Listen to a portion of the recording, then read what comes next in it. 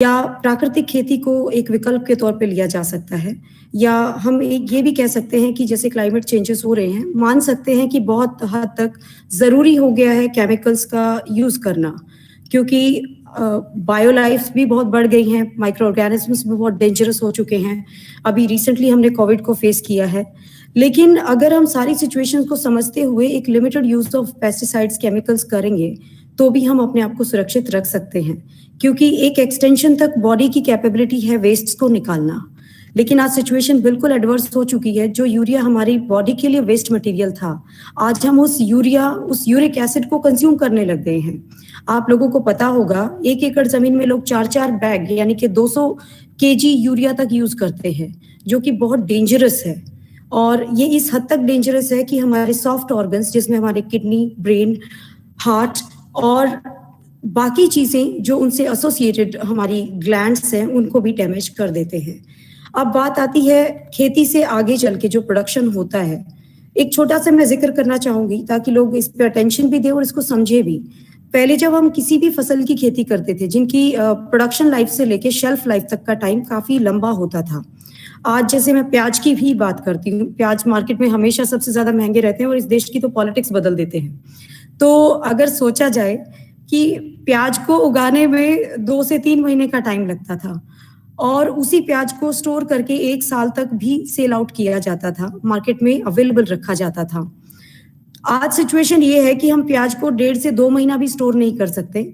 अगर उसमें नमी पड़ गई तो एक ब्लैक फंगस आ जाता है, जिसकी वजह से वो खाने लायक रहता नहीं है, या फिर वो उग जाता है, उसमें बड निकल आता है, जिसकी वजह से वो वेस्ट हो जाता है। तो या तो हमें किसी भी फूड प्रोडक्शन को, जिसमें हम छोटी-छोटी फल, सब्जियां जो हमारी डेली बेसिस की रिक्वायरमेंट है, उनको अगर देखें तो उनकी शेल्फ लाइफ अब 1 महीने से लेके 5 महीना भी नहीं रह गई है। तो ये जो हुआ है, ये ज़्यादा यूरिया और डीएपी के प्रयोग के कारण हुआ है, जो हमें कम कर देना चाहिए खेती के लेवल पे। अब बात आती है जब हम उसको स्टोर करते हैं। अब कोल्ड स्टोरेज इसका सॉल्यूशन हो गया है, काफ़ी हद तक हम शेल्फ लाइफ बढ़ा लेते हैं। लेकिन जब पेस्टिसाइड्स और केमिकल्स और फर्टिलाइजर्स कम डाले जाते हैं या केमिकल्स का प्रयोग कम किया जाता है, तो शेल्फ लाइफ अपने आप बढ़ जाती है, क्योंकि एक नेचुरल एंजाइमेटिक एक्टिविटी बहुत स्लो मोशन से आगे बढ़ती है और एक फ्रूट को, किसी भी फल को, सब्जी को, किसी भी फूड प्रोडक्शन को एक अच्छा टाइम देती है उसे प्रॉपर फर्टाइल होने में, एक प्रॉपर लाइफ मेंटेन करने में। लेकिन क्योंकि हम आज उसमें केमिकल डाल रहे हैं, तो उसमें जो एंजाइमेटिक एक्टिविटी है वो बहुत स्पीड अप हो गई है, और बहुत ज्यादा स्पीड होने की वजह से वो पूरी तरह से, उसे मैं पकना नहीं कहूंगी, उसे सड़ना कहा जाता है। किसी भी खेती में अगर हम केमिकल्स बहुत ज्यादा डालते हैं तो एक्सेसिव केमिकल ओवर रिएक्शन या ओवर स्टिमुलेशन की वजह से जो भी प्रोडक्शन है वो वेस्ट होता है, वो पूरी तरह फर्टाइल नहीं होता है। आप अगर देखोगे तो गेहूं, जो पहले बीज का वेट था, वो आज कम हो गया है, या वाटर कंटेंट की वजह से, एयर कंटेंट रिफिलिंग की वजह से गेहूं का साइज तो बड़ा है लेकिन वेट कम है। तो हम ये कह सकते हैं कि किसी भी फूड प्रोडक्शन का अगर हम डीप एनालाइजेशन करते हैं तो लेवल ऑफ न्यूट्रिएंट बहुत कम है और लेवल ऑफ केमिकल बहुत ज्यादा है। आज डीप रिसर्च की बातें जब हम करेंगे फूड के ऊपर, तो हमें सबसे पहले ये जानने की जरूरत है कि फूड में न्यूट्रिएंट क्या है, पोषक तत्व क्या है, और उसमें वेस्ट क्या है। वेस्ट वो हर चीज वेस्ट है जिसे हम पचा नहीं सकते, जिसे नेचुरली प्रोड्यूस होने वाला कोई भी ऑर्गेनिज्म नहीं पचा सकता। अब छोटी छोटी चीजें हैं, जब मानव अस्तित्व की बात करते हैं, क्योंकि हम सब मानव ही हैं। मैं अगर चींटियों की, माइक्रो ऑर्गेनिजम्स की, वायरस, बैक्टीरिया, पैरासाइट्स की बात करूंगी तो हम उनके भले की बात करेंगे, लेकिन फिलहाल हमें अपने बारे में सोचने की जरूरत है। अगर हम हेल्दी फूड प्रोड्यूस नहीं करते तो हम अपनी हेल्दी बॉडी और हेल्दी ब्रेन मेंटेन नहीं कर सकते। जब तक हमारा शरीर हेल्दी नहीं होगा, तब तक हम अपने आउटर वर्ल्ड, अपने समाज, अपने परिवार, अपने खुद के शरीर के साथ एक अच्छा कोऑर्डिनेशन नहीं बैठा पाएंगे। और सबसे जरूरी बात तो आज हमें समझने की जरूरत ये है कि एक स्वस्थ शरीर ही स्वस्थ दिमाग का घर होता है, और स्वस्थ दिमाग हमारे आसपास के माहौल को अच्छा बना के रखता है, हमारी डिसीजन लेने की ताकत को अच्छा रखता है। आज सोचने की जरूरत ये है कि हर कोई इरिटेटेड है। आज 90% पॉपुलेशन डायबिटिक हो चुकी है। आज अगर देखा जाए तो बहुत ज्यादा लोग सीवीडीज का शिकार हैं, कार्डियोवास्कुलर डिजीजेस। और एक और भी सिचुएशन आज जो गंभीर रूप ले चुकी है, that is metabolic disorder, that is hormone disorders. और आज अब बच्चों की बात करें तो हमारे देश की तकरीबन 58% population, total population of kids suffering from severe malnutrition. अब हम बात करते हैं हमारे देश की हंगर पॉपुलेशन की।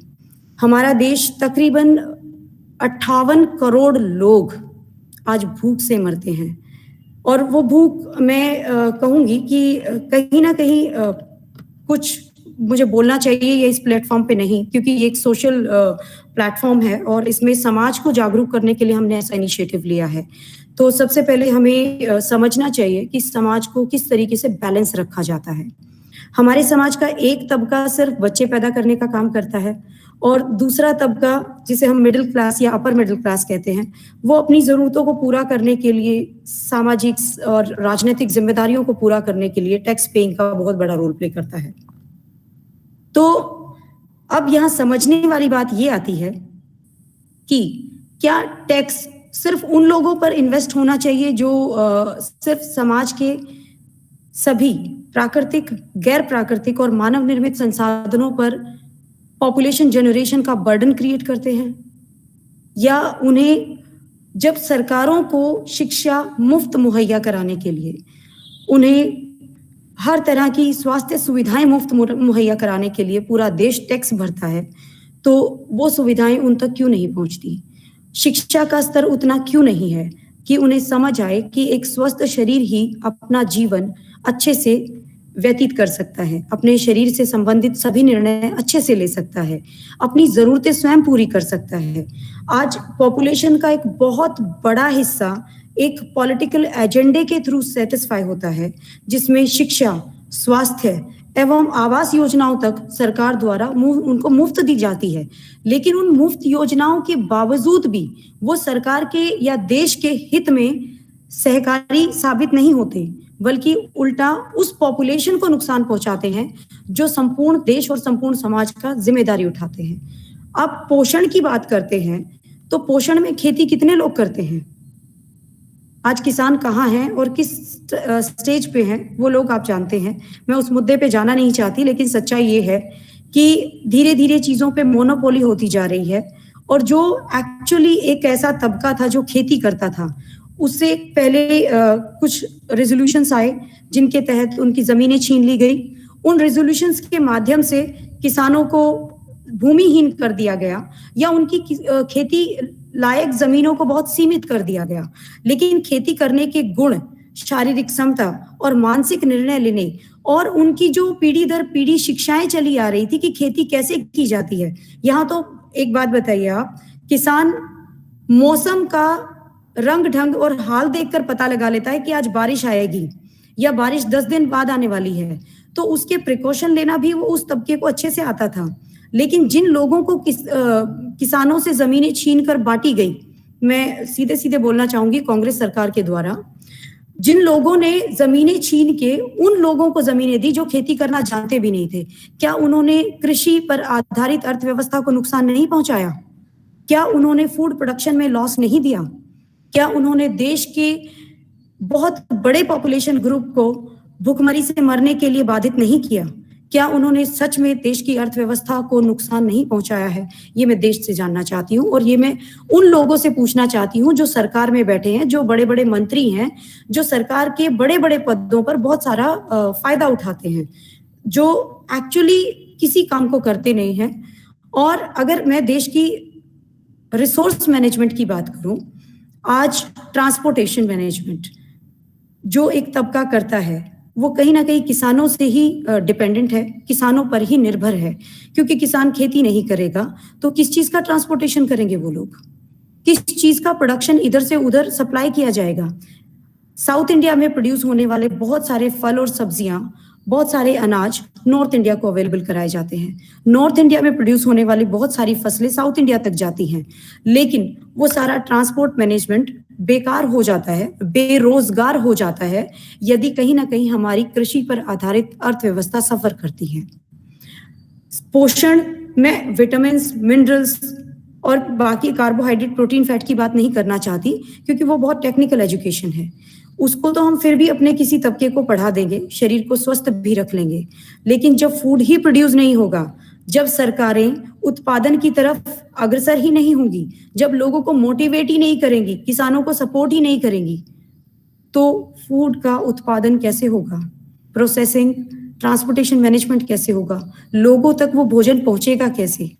कुपोषण तो बाद में शिकार होते हैं ना, पहले तो कुपोषण को पैदा करने वाली सिचुएशन क्रिएट की जा रही है, और ये सिचुएशन आज से तो नहीं है। मेरा कहना कुछ डॉक्टरों से भी है कि क्योंकि मैं पोषण एवं प्राकृतिक स्वास्थ्य विज्ञान संघ की राष्ट्रीय अध्यक्ष हूँ, और मेरा दायित्व बनता है कि जहां जिस क्षेत्र में कुछ गलत होता है, मुझे उस पर आवाज उठानी चाहिए।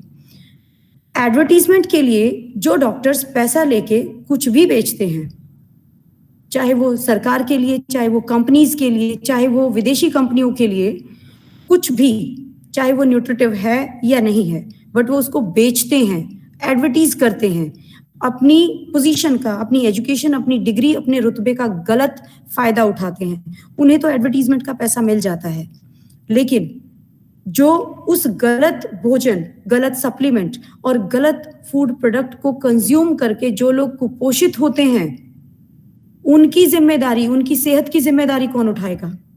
ये आज देश को समझना चाहिए।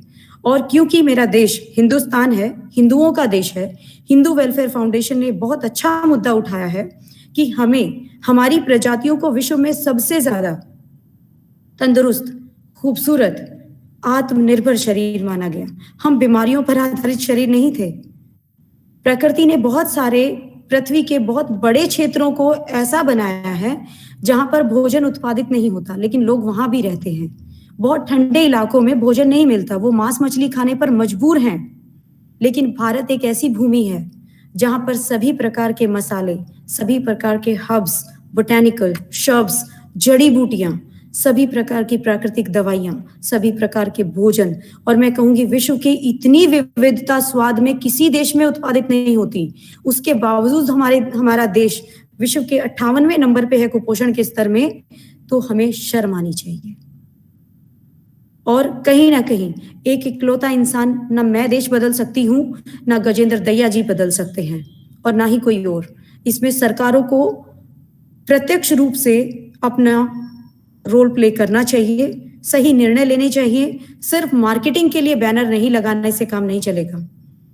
आप सरकार को जागरूक कीजिए, पब्लिक को तो जागरूक हम लोग कर ही रहे हैं, लेकिन अब सरकार को जागने की जरूरत है कि हेल्थ मिनिस्टर किसी हेल्थ प्रोफेशनल को ही बनाया जाए। विभिन्न विभागों के अध्यक्ष, प्राध्यक्ष जिस क्षेत्र में काम करते हैं, उसमें उन क्षेत्र के एक्सपर्टीज लोगों को लिया जाना चाहिए। हमारे देश में ऐसी क्यों पॉलिटिक्स लगाई जाती है? अमेरिका जैसे देश में फाओ है, फूड एंड एग्रीकल्चर ऑर्गेनाइजेशंस, जो उस पर्टिकुलर पूरे सेगमेंट को रेगुलेट करती है। हमारी कंट्री में फूड प्रोडक्शन कृषि मंत्रालय में डाल दिया गया, हेल्थ मंत्रालय के अंतर्गत केमिकल मेडिसिन, सर्जरीज वगैरह डाल दी गई। क्या हेल्थ और फूड में कोई रिलेशन नहीं है? फूड और हेल्थ, न्यूट्रिशन प्रोफेशनल्स को, डाइटेटिक प्रोफेशनल्स को अलाइड हेल्थ केयर कह दिया गया। क्या हम अलाइड हेल्थ केयर प्रोफेशनल्स हैं?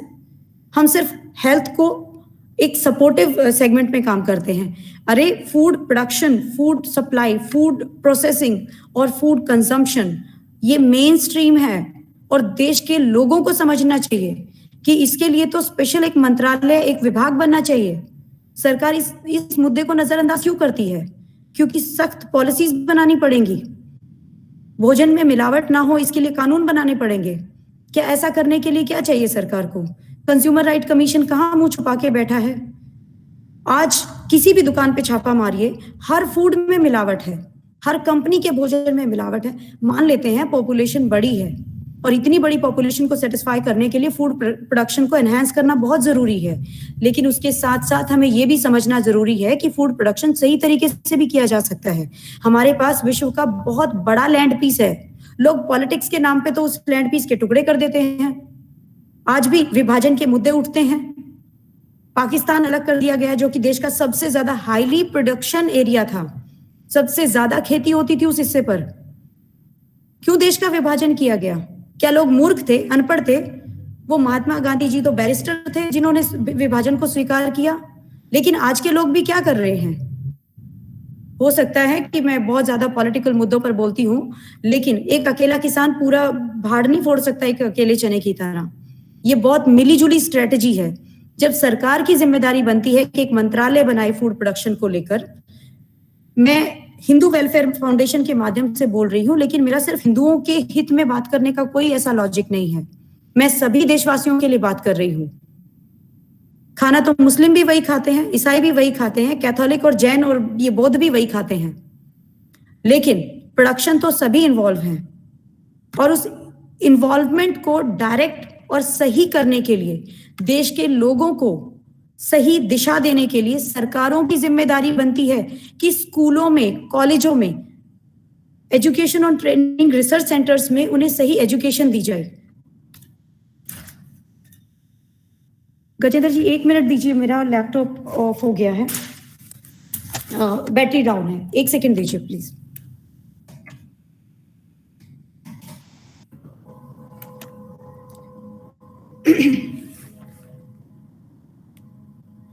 साधारण सी जिंदगी के साधारण से लॉजिक ये है कि भोजन अच्छा होगा तो इंसान का शरीर और दिमाग स्वस्थ होगा, दिमाग स्वस्थ होगा तो किसी भी समाज में रहने वाले लोगों की अधिकतम निर्णय लेने की क्षमता अच्छी होगी। आज अगर हमारी देश की राजनीति को लोकतांत्रिक आधार दिया गया है और लोकतंत्र के आधार पर भीड़ को निर्णायक क्षमता दी गई है, लेकिन उस भीड़ में इतनी क्षमता नहीं है कि वो अपने समाज, कम से कम अपने क्षेत्र के लिए एक अच्छा नेता चुन सकें। ये आप प्रत्येक क्षेत्र में देख सकते हैं। पता नहीं मीडिया कहाँ छुप गई है जो ये पता नहीं लगा पा रही है कि देश की सड़कों की हालत बर्बाद है, जहां ट्रांसपोर्टेशन मैनेजमेंट होता है। क्या किसान जो खेती करता है उसे आने जाने की जरूरत नहीं पड़ती, उसे रिसोर्स मैनेजमेंट की जरूरत नहीं पड़ती? क्या किसान सिर्फ अपने खेत से और घर तक की सफर तय करके खेती कर लेता है?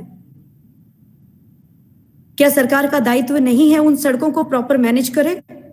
क्या सरकार का दायित्व नहीं है कि प्रत्येक व्यक्ति तक पीने का पानी मुहैया कराए? क्या सरकार का दायित्व नहीं है कि देश के हर कोने में बिजली प्रोवाइड कराए? सरकार को अपना टैक्स और जमीन के एक एक टुकड़े का हिसाब किताब चाहिए, लेकिन सरकार अपनी जिम्मेदारियों से क्यों भाग रही है? तो क्या सभी लोगों को, जो भी किसी गांव से, किसी जिले से, किसी कस्बे से, किसी राज्य से या संपूर्ण राज्यों से, एक समस्त राष्ट्र से, अगर हम एक बड़ा जनसंघ बनकर एक बड़ा जागरूक अभियान चलाते हैं तो हम सही मायनों में देश बदल सकते हैं, पोषण की स्थिति अच्छी कर सकते हैं। आज कोई नहीं सोच रहा, खासकर मैं मुस्लिम तबके को इंडिकेट करना चाहूंगी, 8-10 बच्चे पैदा करने वाली मां के शरीर में बचता क्या है? और वो 1 या 2 बच्चा तो हेल्दी पैदा करती है, बाकी बच्चे जो बाद में पैदा होते हैं वो एक तरह से वेस्ट प्रोडक्शन है, जो दूसरों की नौकरी करने के और दूसरों के लिए शारीरिक श्रम का कार्य करने के लिए काम करते हैं। ठीक है, मान लेते हैं शारीरिक श्रम की भी आवश्यकता पड़ती है, एक चौथा तबका भी है जो काम के लिए बहुत आवश्यक है, लेकिन उसकी मात्रा इतनी बढ़ा दी जाए कि उसके पीछे वोट बैंक का गेम खेला जाए, ये सही है क्या? ये सोचने की बहुत गंभीर आवश्यकता है इस देश को, अन्यथा खाने वाले अब 5 अरब से ज्यादा लोग हो गए हैं इसी देश में, और कमाने वाले शायद 2 अरब भी नहीं हैं। तो देश तो कुपोषित होगा ही। बहुत बड़ा मुद्दा है, बहुत छोटे शब्दों में समझाया है, और ये देश को समझने की जरूरत है। और खासकर वो जो मुट्ठी भर 536 लोग पूरा देश चला रहे हैं, उनको इतनी अकल होनी चाहिए। पता नहीं मेरा क्या होने वाला है इस वीडियो पे और मुझे कौन से डिपार्टमेंट से क्या नोटिस आने वाला है, बट मैं फिर भी कहना चाहूंगी कि देश चलाने वाले उन लोगों को इतनी अकल तो होनी चाहिए कि जब वो जबरदस्ती कोरोना वैक्सीन लगा सकते हैं, जिसके साइड इफेक्ट भी नहीं पता, जिसके इफेक्ट भी पॉजिटिव हैं 100% सरकार श्योर नहीं है, तो वो जबरदस्ती 2 बच्चे के बाद नसबंदी भी कर सकते हैं। मैं सिर्फ इतना ही कहना चाहूंगी गजेंद्र जी, आप चाहे तो कंटिन्यू कर सकते हैं।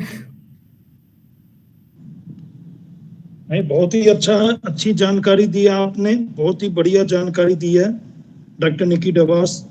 और आप में से यहाँ पे जो भी उपस्थित हैं, अगर डॉक्टर निकी डबास से कोई पर्सन या कोई बात करना चाहते हो क्योंकि अभी हमारे पास समय काफी है, 10-15 मिनट। तो आप कोई भी पर्सन या कोई भी बात करना चाहते हैं तो आप अपने माइक को अनम्यूट करके पर्सन पूछ सकते हैं, क्योंकि आज ये छोटा मुद्दा नहीं है, ये बहुत बड़ा मुद्दा है अपने भारतवर्ष के लिए।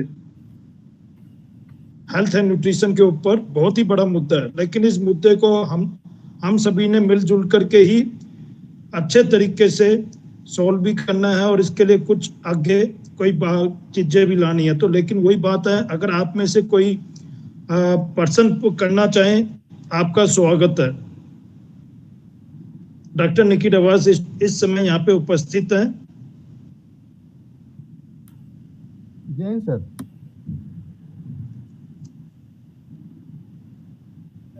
हाँ जी, रोहित शर्मा जी। हाँ जी जी। आप कुछ क्या पर्सन करना चाह रहे हैं या कुछ? हाँ जी सर, मैं मैडम से बात करना चाहता हूँ जी, मैं कोरोना वैक्सीन के ऊपर। जी पूछिए। हाँ जी मैडम, आपने अभी प्रश्न किया है कि कोरोना वैक्सीन का साइड इफेक्ट है या नहीं है, ये मतलब क्या इसमें मिला है, क्या इसमें ये क्या कैसे वैक्सीन तैयार की गई है जी? सर, इसकी केमिकल कॉम्पोजिशन के बारे में मैं तो क्या कोई भी अवेयर नहीं है, आप भी नहीं हैं, और मेरे ख्याल से कोई मेडिकल प्रोफेशनल्स को लीक आउट भी नहीं करेगा। लेकिन आप आरटीआई लगाइए बाकायदा भारत सरकार को, स्वास्थ्य विभाग को, स्वास्थ्य मंत्रालय को, और पता लगाइए कि कितने मतलब मृत्यु दर कितना रहा जिन लोगों को कोरोना वैक्सीन लगी है। एक फैक्टर हो सकता है कि एक उम्र के बाद लोगों की मौत होना जायज है। मैं कहूंगी कि 60 के बाद सभी लोग मर जाते हैं, लेकिन जिन लोगों की मौत 18 के बाद और 60 से पहले हुई है आफ्टर कोविड वैक्सीन, और वैक्सीन लगने के भी बाद कई बार कोविड पॉजिटिव पाया गया है, तो इस वैक्सीन को लगने के बाद सरकारें या कोई भी अकाउंटेबिलिटी लेने के लिए तैयार नहीं था कि ये कितनी वैलिड है, कितनी यूजफुल है, कितनी प्रिवेंटिव है, और इससे लोग कितना बचेंगे। तो मैं इस बारे में बिल्कुल अनसर्टेन हूं। आप आरटीआई लगाइए, और मैं आपको कोई भी आंकड़ा नहीं दे सकती एज ए निजी तौर पे, क्योंकि मुझे इसकी केमिकल कॉम्पोजिशन नहीं पता है। मुझे इसके एक्चुअल साइड इफेक्ट और इफेक्ट मैं कोई इसमें मतलब नहीं देना चाहूंगी बयान। नहीं, वैसे आपका निजी मत क्या, ये वैक्सीन क्या हर वर्ग के आदमी के लिए सुरक्षित है या नहीं है? नहीं सर, देखिए मैं इस सेंटेंस को बिल्कुल ऑथेंटिक स्टेटमेंट के साथ रिलीज करना चाहूंगी। कोई भी मेडिसिन 5 अरब लोगों के लिए एक जैसा इफेक्ट नहीं लेकर आएगी। 5 अरब छोड़ दीजिए, 7 अरब लोगों के लिए एक जैसा इफेक्ट नहीं लेके आएगी। इवन कोई भी 2 लोगों का शरीर एक जैसा नहीं होता, ना उनका ब्लड कॉम्पोजिशन एक जैसा होता है, ना उनकी बॉडी फॉर्मेशन एक जैसी होती है, ना उनका बॉडी केमिकल कॉम्पोजिशन एक जैसा होता है। तो कोई भी ड्रग, कोई भी मेडिसिन, कोई भी इंजेक्टेबल, कोई भी वैक्सीन किसी भी शरीर पर एक जैसा प्रभाव नहीं छोड़ती। आई थिंक आप मेरी बात समझ गए होंगे। जैसे कि अभी रोहित शर्मा जी ने अपना पर्सन पूछा, पर्सन की जानकारी लिया। आप में से अगर कोई और जानकारी लेना चाहते हो, या आप में से कोई और पर्सन करना चाहते हो,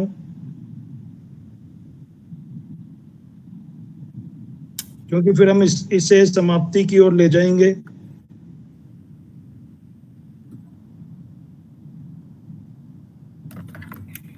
अच्छा हिंद, ठीक है, इसे समाप्ति की ओर ले जाते हैं। और आपको एक और जानकारी दी जा रही है, हिंदू वेलफेयर फाउंडेशन एक और प्रकोष्ठ ओपन करने जा रहा है, जिसका इस प्रकोष्ठ का नाम है शिकायतें एवं समाधान।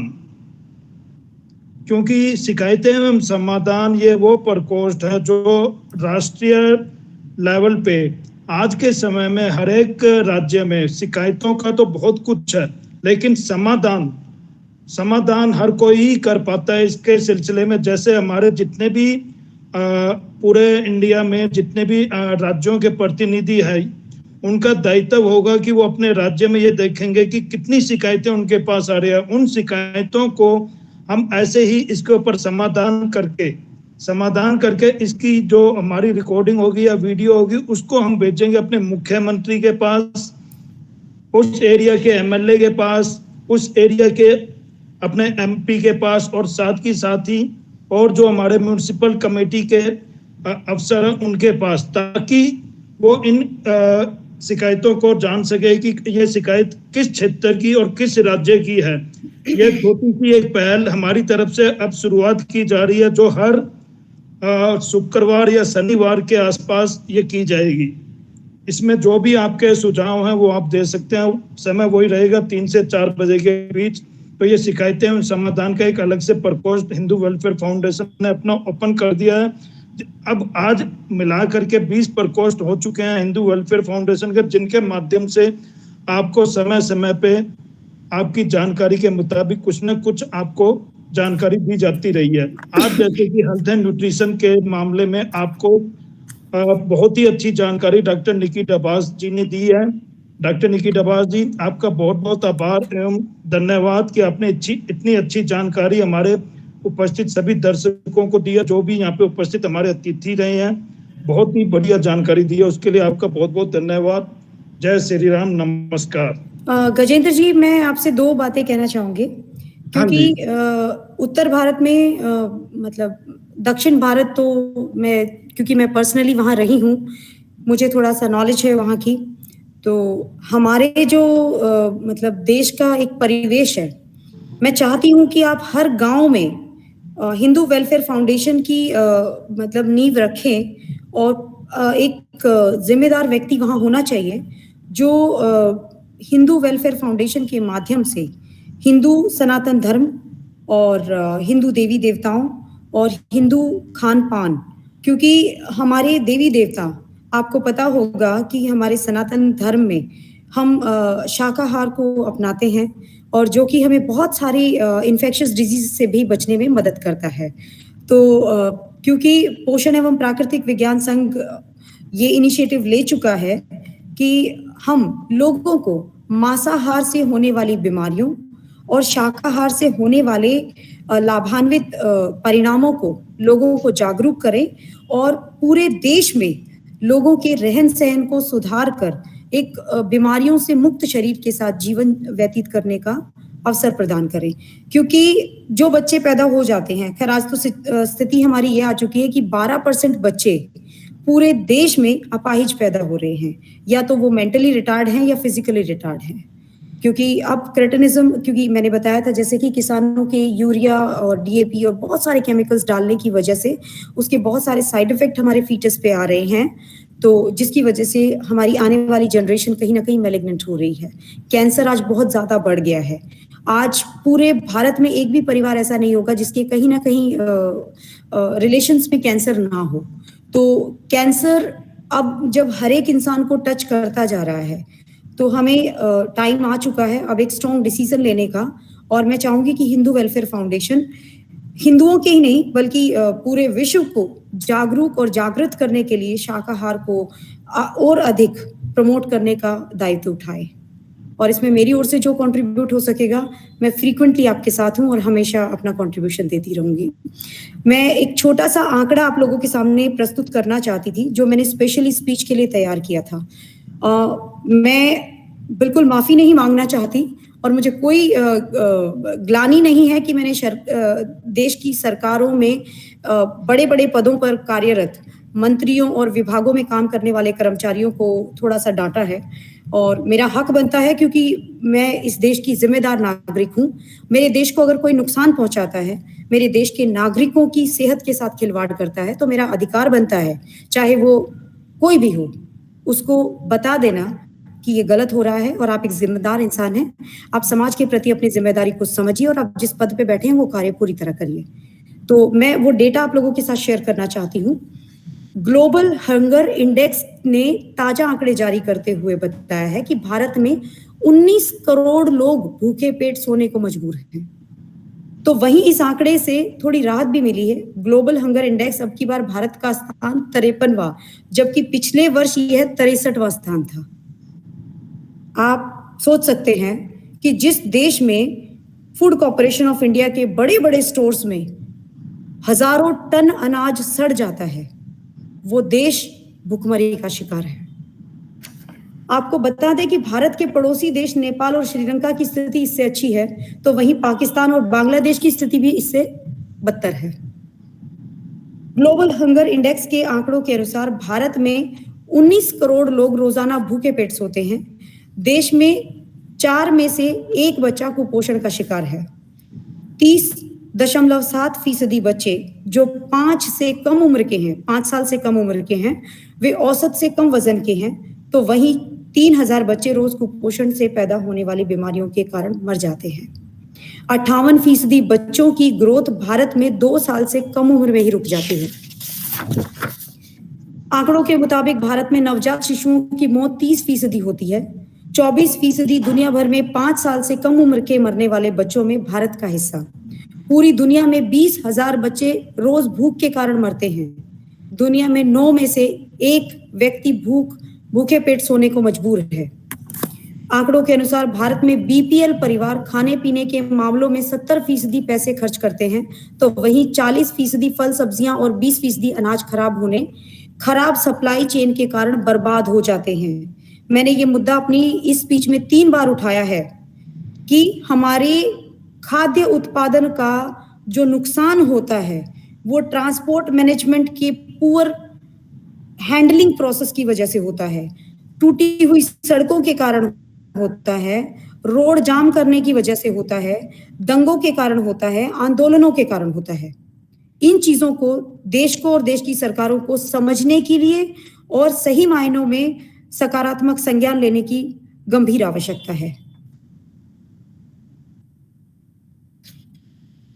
30.7% बच्चे जो 5 से कम उम्र के हैं, वे औसत से कम वजन के हैं, तो 3,000 बच्चे रोज कुपोषण से पैदा होने वाली बीमारियों से मरते हैं। ये मैं आप लोगों को बता चुकी हूँ।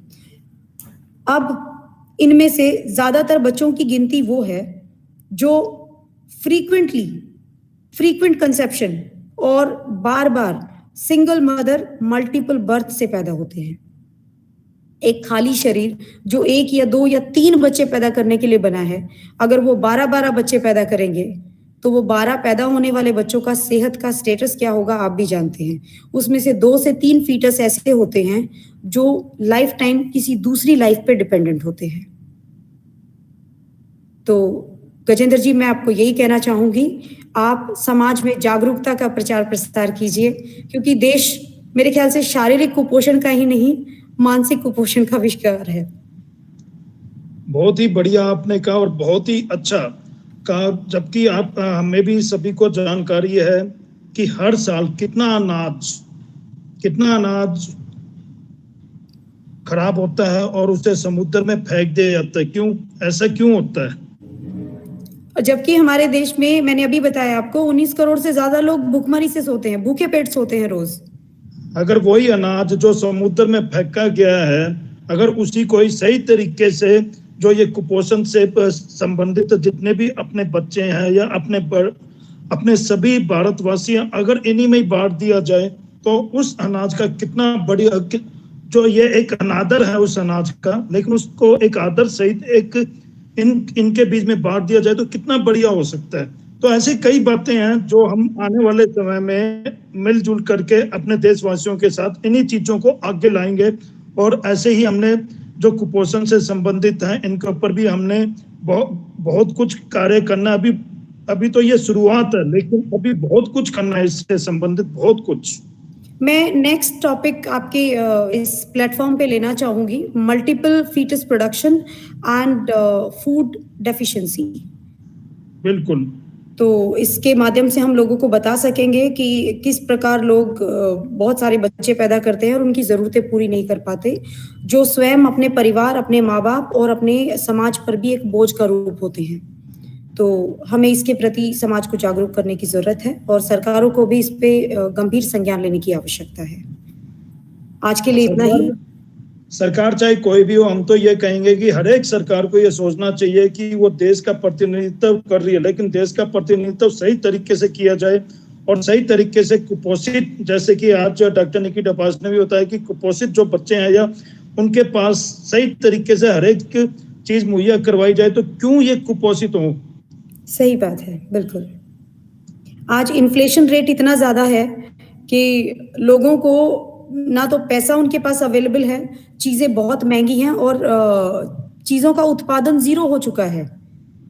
क्योंकि कहीं न कहीं जैसे मैंने वही कहा ना कि सड़कों की हालत खराब है, रॉ मटेरियल सप्लाई नहीं हो पाता टाइम पे। अब रॉ मटेरियल ना होने की वजह से कई सारे तो बॉर्डर बैन हैं, अब बॉर्डर सील कर दिए जाएँगे या लोग उनको ट्रांसपोर्ट मैनेजमेंट प्रॉपर नहीं होने देंगे, तो ना तो चीज़ें प्रोड्यूस होंगी, ना फिर उनका मतलब सप्लाई ऑफ प्रोडक्शन होगा। तो इस वजह से महँगाई भी बढ़ रही है और लोगों को availability of food, availability of resource, availability of daily basis needs satisfactory resource नहीं हो पाएगा। इसके साथ साथ एक और बात को भी मैं कहना चाहूंगा, जैसे कि अपनी सरकारों के माध्यम से हर एक राज्य में जितने भी सरकारी स्कूल है वहाँ पे मिड डे मील भी बनता है। हाँ जी लेकिन वो मिड डे मील का सभी को पता है कि किस तरीके से मिड डे मील बनता है और किस तरीके से वहाँ पे बच्चों को दिया जाता है। अगर उसकी जांच की जाए सही तरीके से, बहुत कुछ हमारे सामने आ सकती है ये बातें और बहुत कुछ कहा जा सकता है। बिल्कुल, मैं इसीलिए आपको कह रही हूँ कि आप इसे ग्रामीण स्तर पर और प्रत्येक इकाई स्तर पर लेकर जाइए, जिसके माध्यम से हम होने वाली सभी सोशल मैलिग्नेंसीज को ट्रैक कर सकते हैं। आप में से कुछ और कोई कहना चाहेगा उपस्थित अतिथियों में से? कोई और पर्सन या कोई बात? आज हमारे बीच में हमारे जो आईटी एवं मीडिया हेड एवं trustee member Shri Sam Tandon ji भी उपस्थित हैं, जो कि आज का जो भी संचालन है और आगे भी जो भी संचालन होता है वो सैम टंडन जी के द्वारा ही होता है। ये सारा कुछ सैम टंडन, अगर आप यहाँ पे उपस्थित हो, अगर आप कुछ कहना चाहें।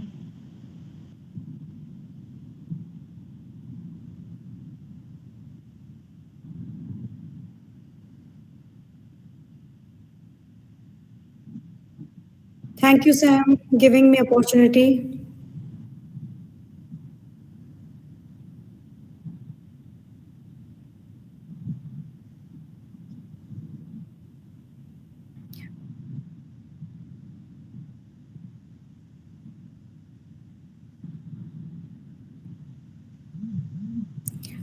बिल्कुल।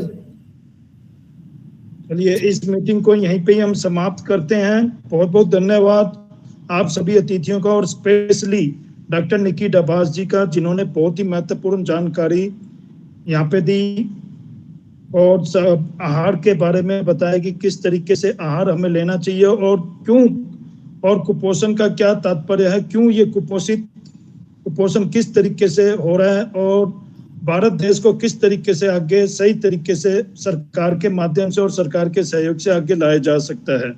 बहुत बहुत धन्यवाद आप सभी का। धन्यवाद। जय हिंद, नमस्कार, जय श्री राम।